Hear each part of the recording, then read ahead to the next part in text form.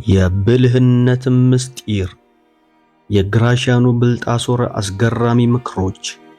የጀስዊቱ ፈላስፋና ባለቅኔ ግራሺያን ባልታሳር በዓለም ፍልስፍና ከሚጠቀሱ ድንቅ ደራሲዎች ከግንባር ቀደሞቹ የሚመደብ አስገራሚ ሰው ነው።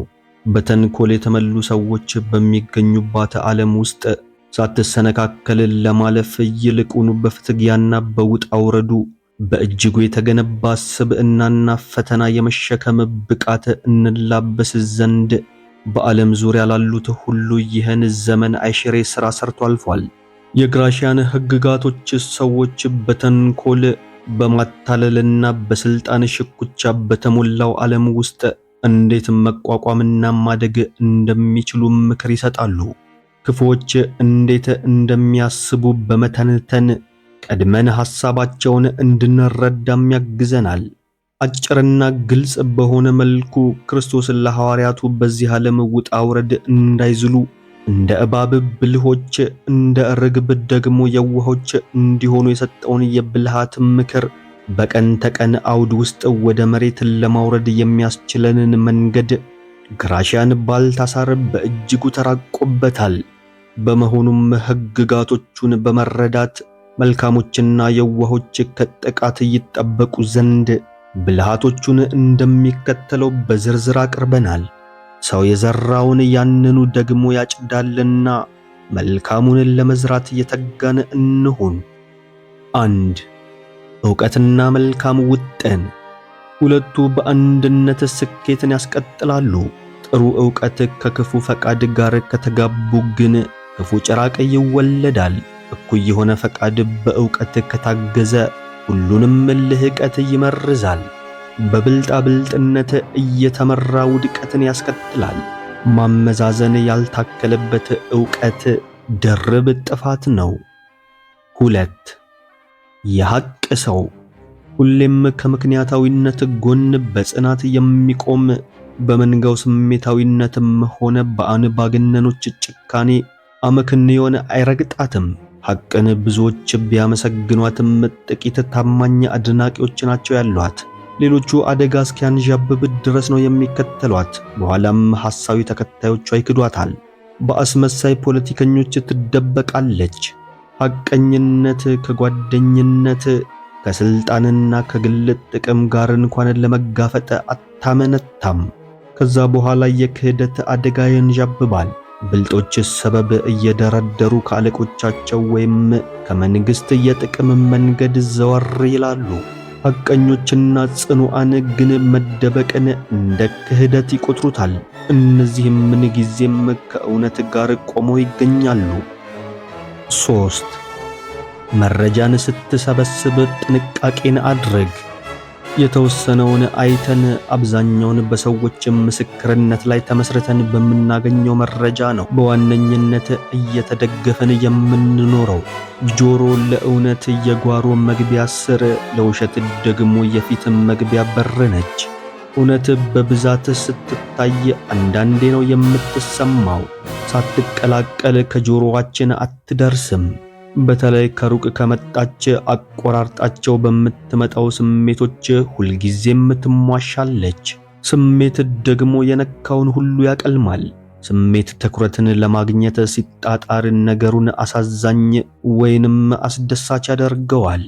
ስለዚህ ከሚነቅፍ በላይ የሚያሞግስህን ልብ ብለህ አጢ ነው። አስቀድመው ከየትኛው አቅጣጫ እንደሚመጡ ለማወቅ ትልቅ አትኩሮትን ያስፈልጋል። ጥንቃቄ ሐሰቱንና የጎደለውን ነገር ሁሉ አብጠርጥረህ ተፈትሸው። 4. ራስህን እወቅ። በችሎታ፣ በአቅም፣ በበይኖት፣ በአዝማሚያ ሁሉ ራስህን እወቅ። ራስህን ካላወቅክ ራስህን ልትገራ አይቻልህም። ለፊትስ መስታወት አለ፣ ለነፍስ የለም እንጂ። በመስታወት ምትክ ለራስህ የተሰጠ ጥንቁቅ እሳቤ መስታወትህ ይሁን።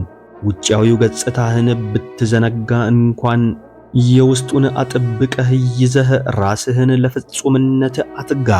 ችግርን ተቋቁሞ በማለፍ በኩል ምን ያህል ነኝ ብለህ ራስህን መዝነው። በብልሃት ችሎታህን አሻሽል። የወኔህን መጠን ሞክረው። መሰረትህን በጥብቅ አእምሮህንም በንቃት ያዘው። 5. ትጋትና የማሰብ ችሎታ። አእምሮ በዝግታ አስተንትኖ ያሰበውን ትጋት በፍጥነት ያደርሰዋል። ሞኞች ችግሩ ሁሉ ወለል ብሎ ስለማይታያቸው ጥድፊያን ገንዘብ ያረጋሉ፣ ሳያስቡ ይተገብራሉ። በአንጻሩ በሳሎቹ ደግሞ ብዙ ጊዜ የማይሳካላቸው ከዛሬ ነገ ስለሚሉ ነው። ቅኝትን ለመረዳት ከፍታን ታለብሳለች። በመዘግየት የሚፈጠር አለመንቀሳቀስ የብያኔያችንን ፍትሃዊነት ሊያዛባው ይችላል። ፍጥነት የአዱኛ ወይም የዕድል እናት ነች። ለነገ የማያሳድር ብዙ ሥራን ያከናውናል። በእርጋታ መፍጠን የሚለው መሪ ቃል ምንኛ የተቀደሰ ቃል ነው። 6. ጥልቅ ሁን። ውስጥህ ከውጭው በሁሉም ሊልቅ ይገባል። በገንዘብ እጥረት እንዳላለቀ ቤት በውጫዊ ገጽታቸው ብቻ የሚያብለጨልጩ ሰዎች አሉ። መድረካቸው የቤተ መንግሥት ቢሆንም ውስጣቸው የፈራረሰ ጎጆ ነው። ማረፊያ ቦታ በውስጣቸው የለም። ከሰላምታ በኋላ ንግግራቸው ያበቃለታል። ሐሳብ ካረጠ ቃላት ስለሚያጥሩ ሲጀመር እንደ ሲሲሊ ፈረሶች መቅበጥበጣቸውን እያበዙትና በቆይታ ዝምታቸውን ያጸናሉ። እንደነዚህ አይነት ሰዎች በጥልቀት የሚያዩትን ሳይሆን በጥራዝ ነጠቅነት የሚፈርጁ ሰዎችን በቀላሉ ያታልላሉ። 7. ቆራጥ ስብዕና ይኑረ። ደካማ አፈጻጸምም እንኳን ቢሆን ከማወላወል ይሻላል። ከሚፈስ ጅረት ይልቅ የታቆረ ውሃ ለመበስበስ ቅርብ ነው። ሁሌም ለሥራ ግፊትን የሚፈልጉ ወላዋይ ሰዎች አሉ። ብያኔያቸው ትክክለኛ ሳይሆን ቀርቶ በመደናገር አይደለም ይሄ የሚከሰተው። አብዛኛውን ጊዜ ይሄ የሚከሰተው ለድርጊት ከማመንታት በመጣ ነው። ችግሩን ለመለየት ችሎታ ቢያስፈልግም ከችግሩ ለመለየት የበለጠ ችሎታ ያስፈልጋል። ቆራጦች ግን በምንም አይሰናከሉም። የጠራ ፍርዳቸውና ቆራጥ ባህሪያቸው ለታላላቅ ተልእኮች ያሳጫቸዋል። ሽብልቁን የቱ ጋር እንደሚሽጡት ያውቁታል። በምንም ነገር ውስጥ ያልፋሉ። አንዱን ሥራ ሲጨርሱ ለሌላው ይዘጋጃሉ። ከዕጣ ፈንታ ጋር ተጫጭተው ስኬታቸውንም ያረጋግጣሉ። 8. እርጋታህን አትጣው። የጥሩ የማመዛዘን ብቃት ዓላማ ስክነተ አለማጣት ነው። ይሄ የእውነተኛ ስብዕና የጨዋ ልቦና ማረጋገጫ ነው። አይረበሽምና። ስሜቶች የነፍስ ስጦታዎች ናቸው። የእነርሱ መናጋት ማንኛውንም አስተውሎት ያፋልሳል። ስሜቶች ከገደብ በላይ ሞልተው በአፍ በኩል ከፈሰሱ መልካም ዝናን ያጎድፋሉ። በስሜታዊነት መጽዳት የታላቅነት መገለጫ ነው። ልህቀታቸው በኃላፊ ጠፊ ውድቀቶች ከመጨለም ይታደጋቸዋልና። ከዚህ በላይ ራስን መግዛትም ከቶ ቤትም የለም። ስሜትን መርታት የነጻ ፈቃድ ድል ነው። ስሜት ባሻቀበ መጠን ደረጃችን እያነሰ ይመጣል። ምንም ነገሮች ቢከፉ ወይም ቢለሙ ስሜትህን ተቆጣጠር። 9. ከመጋረጃው ጀርባ ተመልከት። ነገሮችም መጀመሪያ መስሎ ከሚታዩት ርቀው ነው በእውነተኛ ተፈጥሯቸው ያሉት። ቅርፊቱን ያላስተዋለ ፍሬውን ሲመለከት ይደነጋገራል። ውሸትም ሞኞችን እየጎተተች ሁሌም መጀመሪያ ነው የምትደርሰው።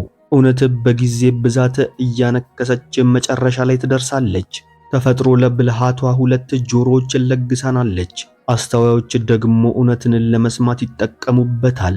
ውሸት ጥራዝ መንጠቅ ያበዛል። ጥራዝ ነጠቆች ደግሞ በፍጥነት ይታለላሉ። 10. ጠላቶችህን ተጠቀምባቸው። ሰይፍን በሚቆርጠው ስለታቸው አትያዝ፣ በአፎታቸው እንጂ።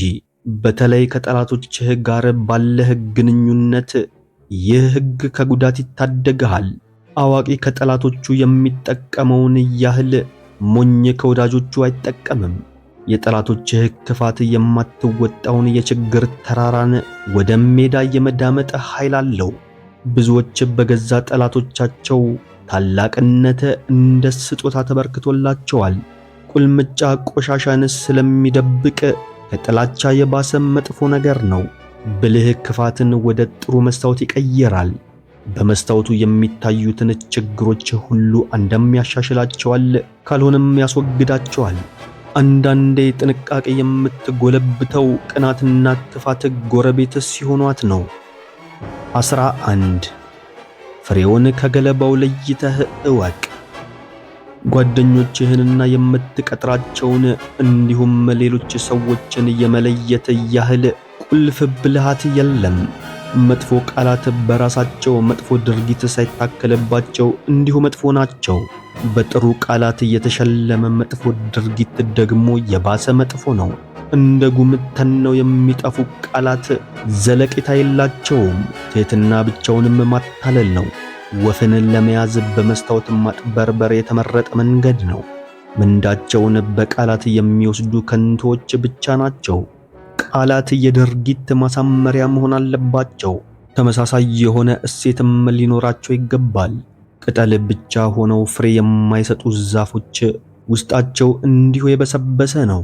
ለጥላ የሚሆኑትን ከሚያፈሩት ለይተህ እወቅ። 12 ለማመንም ሆነ ውዴታን ለማሳየት አትፍጠን። በሳልነትን ለማመን ባለ ቀሰስተኝነት ይገለጣል። ውሸት የትም ስለምትገኝ እምነትህን ብርቅ አድርገው። ፈጥኖ የሚያምን ፈጥኖ ባመነው ያፍራል። በሰዎች እውነተኛነት ላይ ያለህን ጥርጣሬ ግን በግልጽ አታሳይ። ይሄ በቁስል ላይ እንጨት ይሰዳል። ምክንያቱም ሰዎቹን እንደ አታላይ ወይ ደግሞ እንደ ተታለሉ ያስቆጥራቸዋልና። ሌሎቹን ያለማመን የራስ ውሸታምነት ምልክት ነው። ውሸታም ደግሞ ሁለት ጊዜ ይጎዳል፣ አያምንም አይታመንምም። አስተዋይ አድማጮች ብያኔያቸውን ለነገ አሳድረው አፍቅሮትን ለማሳየት መጓጓት አለመጠንቀቅ ነው ያለውን ደራሲ ቃል ያስታውሳሉ። ውሸት በቃልም ሆነ በድርጊት ስለሚነገር ሁለቱም የውሸት አይነት በሚያስከትለው መዘዝ የተነሳ አደገኛና ጠንቀኛ ነው የሚሆነው። ስለተከታተሉን እናመሰግናለን። በሌላ ጠቃሚ ብልሃት እስከምንገናኝ በደህና ቆዩኝ።